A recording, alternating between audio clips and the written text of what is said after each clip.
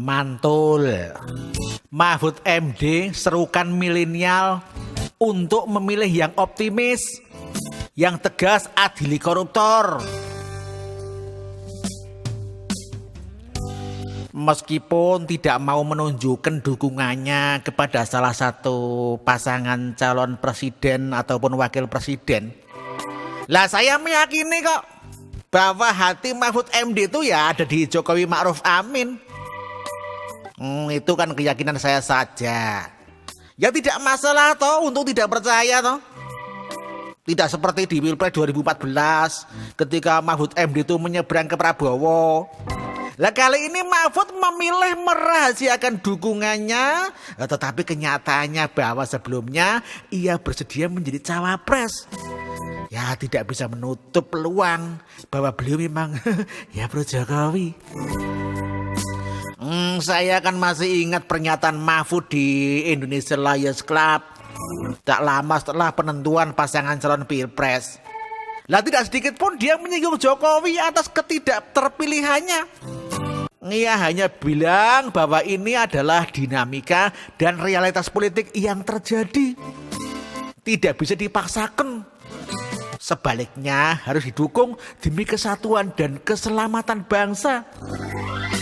Wong di sana Mahfud MD juga membeberkan hal-hal yang ia kagumi dari sosok Joko Widodo. Lah kalau memang ia merasa kecewa dan antipati kepada Jokowi, buat apa ia menyampaikan kekagumannya itu toh? Ya, di antara yang paling Mahfud kagumi adalah bahwa Jokowi itu bersih. Lah semua lawannya selalu berusaha untuk mengait-ngaitkannya Jokowi dengan kasus-kasus KKN di sekitarnya. Nah, tapi kan tidak pernah bisa karena mereka tidak mampu membuktikannya.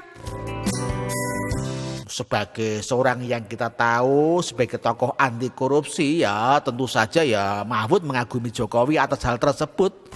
Ia tahu kok bahwa Jokowi punya komitmen untuk memberantas korupsi dengan sepenuh hati.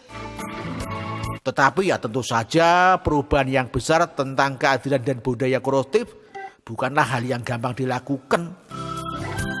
Butuh usaha yang strategis dan terus-menerus untuk mewujudkannya.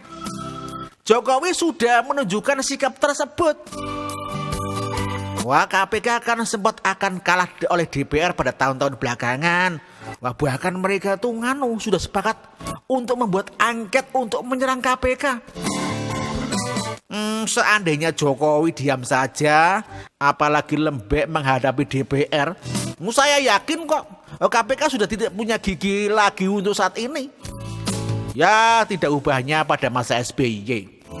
Bukan hanya lepah, bahkan ketua KPK pun dikriminalisasi atas perbuatan yang ia tidak lakukan. Jika pemimpin itu buruk, ya sudah pasti akan pro DPR. Lah karena dengan DPR lah mereka bisa kong kali kong mengurus harta negara ini. KPK kan justru menjadi penghalang bagi para pemimpin buruk untuk memperkaya diri. Nah, tetapi Jokowi orang bersih kok. Wah, ia kan justru selalu membela KPK. Hasilnya OTT KPK terus terjadi.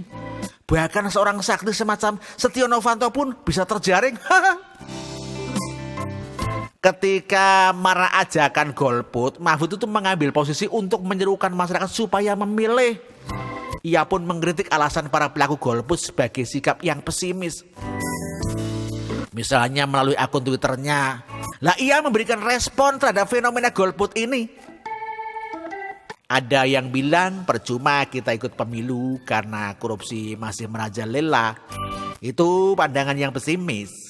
Bayangkan saat Indonesia belum merdeka, 100% kekayaan alam dikorupsi semua ada, tidak ada yang mengadili.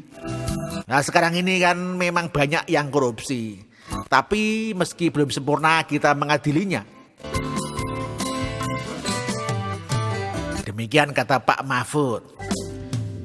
Dan di masa siapakah korupsi itu bisa dilakukan dengan mudah dan tidak diadili?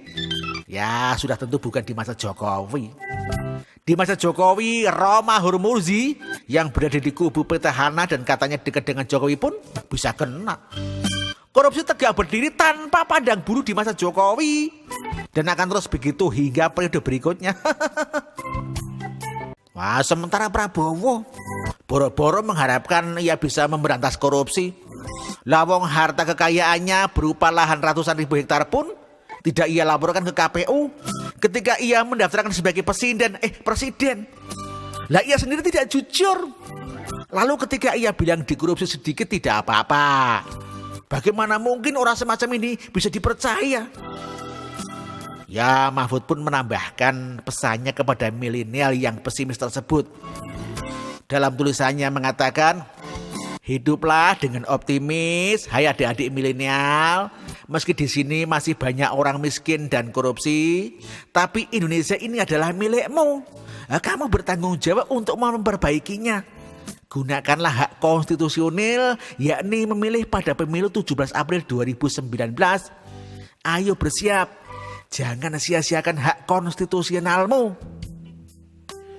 Ya bagaimanapun ya kita harus membuka mata. Para milenial yang tidak peduli pada nasib bangsa ini ya, memang menurut survei, rata-rata itu milenial tidak tertarik pada politik. Mereka menganggap siapapun yang terpilih tidak ada pengaruhnya kepada kehidupan mereka. Ya justru itulah salahnya. Ketika kita memilih hanya karena manfaatnya untuk kita. Mari peduli pada orang lain. Lihat betapa banyak manfaat dan kemajuan bangsa ini selama dipimpin orang yang baik dan jujur. Dan yang lebih penting, orang yang optimis melihat masa depannya. Korupsi adalah masalah utama. Cukup kita halangi orang-orang jahat menjadi pemimpin. Itu saja sudah kontribusi yang luar biasa untuk bangsa ini. Dan di masa Jokowi lah, KPK semakin kuat dan bergerak tanpa pandang bulu. Betul tau? Demikian, terima kasih, ditulis oleh Budiman, dikutip dari Spesial dan terima kasih. Wassalamualaikum.